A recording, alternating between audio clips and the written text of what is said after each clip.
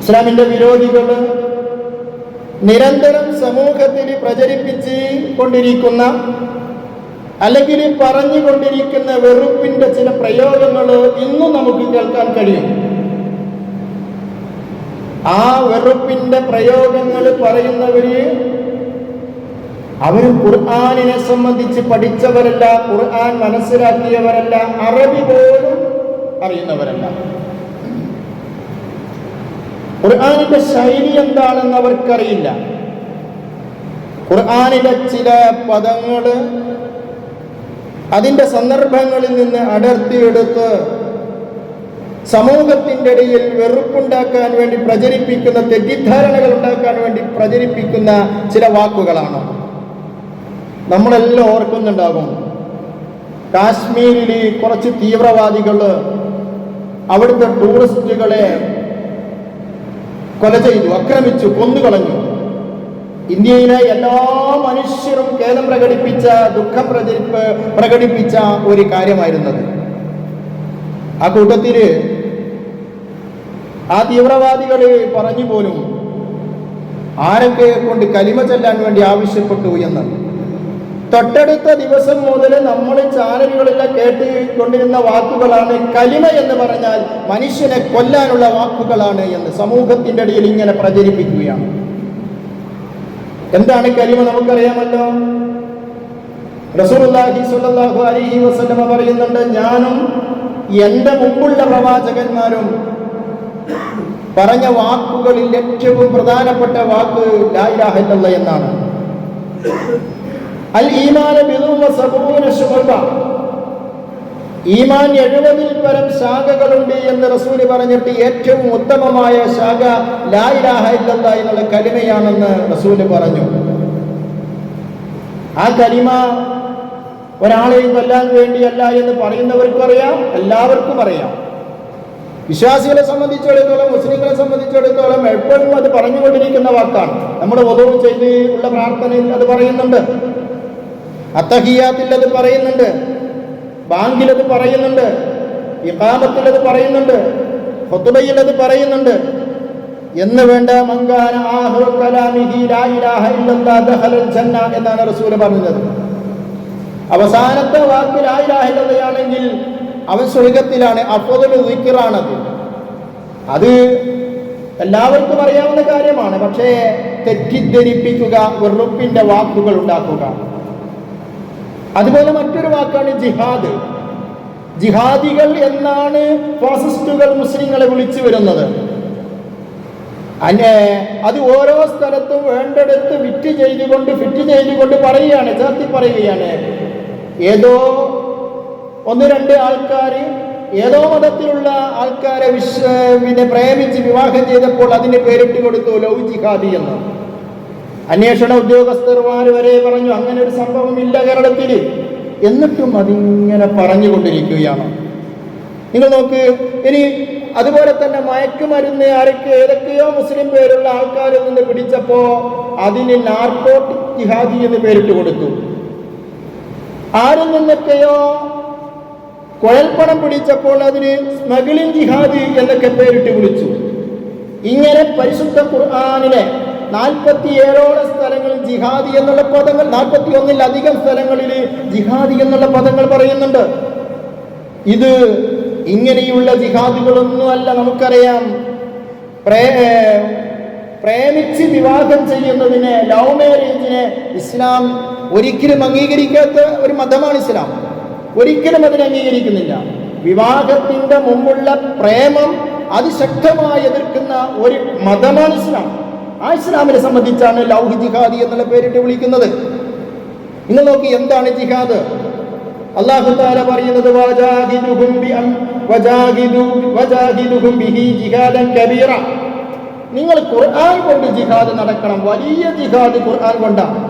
വാളെടുത്ത് വെട്ടുന്നതിനല്ല ജിഹാദി എന്ന് ഖുർആൻ പ്രയോഗിച്ചത്.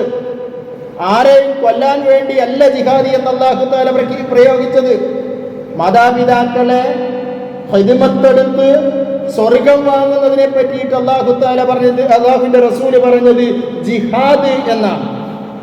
റസൂലുള്ളാഹി സ്വല്ലല്ലാഹു അലൈഹി വസല്ലമ പറയുന്നുണ്ട്, വജാഹിദി ഫീഹിമ, നീ യുദ്ധത്തിനല്ല പോകേണ്ടത്, നീ പോർക്കളത്തിലേക്കല്ല പോകേണ്ടത്, നിന്റെ മാതാപിതാക്കൾക്ക് ഖിദ്മത്ത് എടുത്തിട്ട് അവിടെ ജിഹാദ് നടത്തിയിട്ട് സ്വർഗം വാങ്ങുകയാണ് നീ ചെയ്യേണ്ടത് എന്നാണ് റസൂലുള്ളാഹി സ്വല്ലല്ലാഹു അലൈഹി വസല്ലമ പറഞ്ഞത്. പക്ഷെ അതൊക്കെ തെറ്റിദ്ധരിപ്പിക്കുക, സമൂഹത്തിൽ വാക്കാൽ കുറെ ജിഹാദികളെ ഉണ്ടാക്കുക, ഇതൊരു തെറ്റി വെറുപ്പിന്റെ വാക്കുകളാണ് എന്ന് നമ്മൾ മനസ്സിലാക്കുക. പരിശുദ്ധ ഖുർആനില് 100-ലധികം സ്ഥലങ്ങളിൽ, ഞാൻ ഇന്നാളെ ഒരു വീഡിയോ കേട്ടതാണ്, 100-ലധികം സ്ഥലങ്ങളിൽ മനുഷ്യനെ കൊല്ലണമെന്ന് ഖുർആനിലുണ്ട് എന്ന് നമുക്ക് ധൈര്യത്തിൽ പറയാം. ഒരു സ്ഥലത്തും ഇല്ല എന്ന്, ഒരു സ്ഥലത്തും അങ്ങനെ ഇല്ല എന്ന്. യുദ്ധത്തിന്റെ ഘട്ടത്തിൽ അങ്ങനെ പറഞ്ഞിട്ടുണ്ട്, അത് സ്വാഭാവികമാണ്. രണ്ട് രാഷ്ട്രങ്ങൾ തമ്മിൽ യുദ്ധമുണ്ടാകുമ്പോൾ ശത്രു സൈന്യത്തെ സിവിലിയന്മാരെ അല്ല, ശത്രു സൈന്യത്തെ ആക്രമിക്കുക സ്വാഭാവികമാണ്. അതിലപ്പുറം ഒരു കാര്യവും ഇസ്ലാം പറഞ്ഞിട്ടില്ല.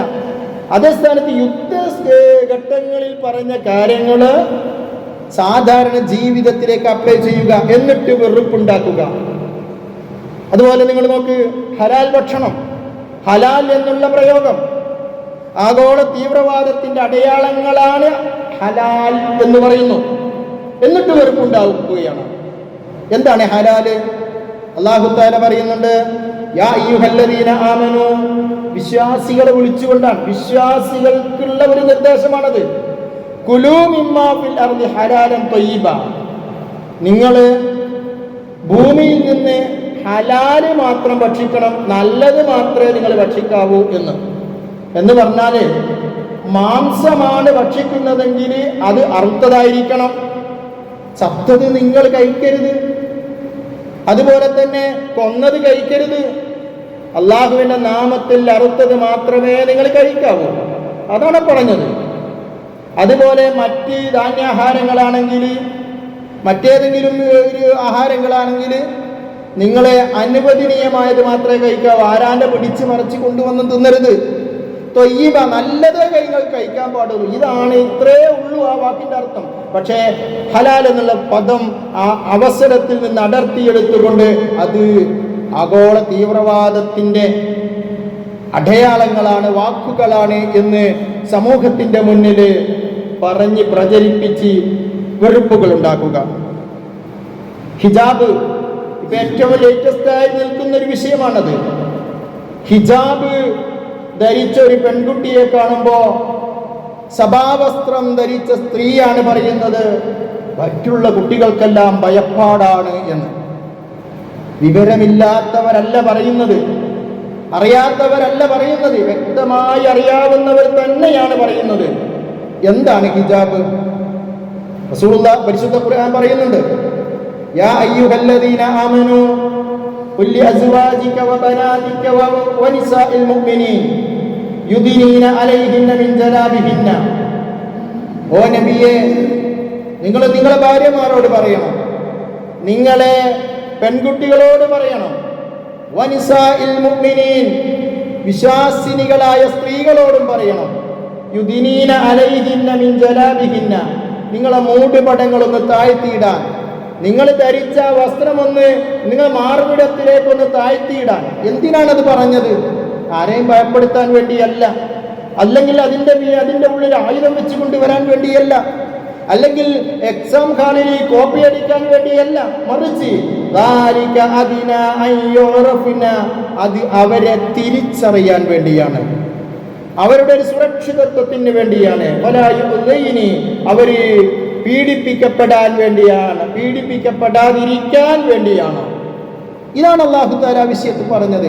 അത്രേ ഉള്ളൂ ഹിജാബ്. ഇതെല്ലാവർക്കും അറിയാം, ഇത് പറയുന്നവർക്കും അറിയാം, ഇത് കേൾക്കുന്നവർക്കും അറിയാം. പക്ഷേ വെറുപ്പിന്റെ വാക്കുകൾ ഇങ്ങനെ ഉണ്ടാക്കി ഉയർത്തിക്കൊണ്ടുവരിക സമൂഹത്തിൽ.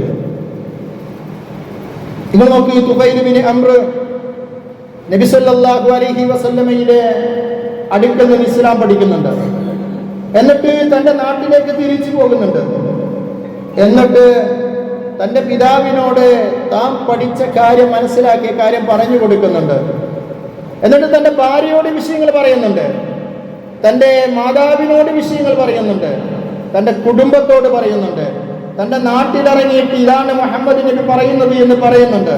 അങ്ങനെ ആ ദൗസ് ഗോത്രത്തിലുള്ള ജനങ്ങൾ മുഴുവനും ഇസ്ലാം മതം വിശ്വസിക്കുന്നുണ്ട്. ആ രാജ്യത്ത് ഇസ്ലാം മത പ്രബോധനം നടക്കുന്നുണ്ട്.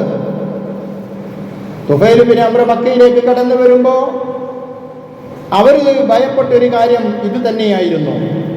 യഥാർത്ഥത്തിൽ ഇന്നും ഫാസിസ്റ്റുകൾ ഭയപ്പെടുന്നതും അവർ ഭയപ്പെട്ട കാര്യം തന്നെയാണ്. അവിടെയാണ് അല്ലാഹു തആല പറയുന്നത്, യുരീദൂന, ഉദ്ദേശിക്കുന്നു, ലിയുത്ഫിഉ നൂറല്ലാഹ്, അല്ലാഹുവിന്റെ നൂറിനെ ഊതിക്കെടുത്തി കളയാൻ വേണ്ടിയിട്ട്, ബിഅഫ്വാഹിഹിം, അവരുടെ വാക്കുകളെ കൊണ്ട്. ചാനൽ വന്നിരുന്നു കൊണ്ട്, സോഷ്യൽ മീഡിയയിൽ വന്നിരുന്നു കൊണ്ട് അവരിങ്ങനെ വെറുപ്പിന്റെ വാക്കുകൾ ഇങ്ങനെ പറഞ്ഞിട്ട് ഇപ്പൊ ഈ പ്രകാശം ഇല്ലാതെയാക്കാൻ ശ്രമിക്കുകയാണ്. അതുകൊണ്ട് അള്ളാഹു അത് പൂർത്തീകരിക്കും എന്നാണ് അല്ലാഹു തആല പറയുന്നത്. അതുകൊണ്ട് നമ്മൾ ഈ ഒരു ആദർശത്തിലുള്ളവരാണ്. ഈ ആദർശത്തെ മുറുകെ പിടിച്ച് ജീവിക്കാൻ നമ്മൾ ഇസ്ലാമിനെ ജീവിച്ച് കാണിച്ചു കൊടുക്കണം.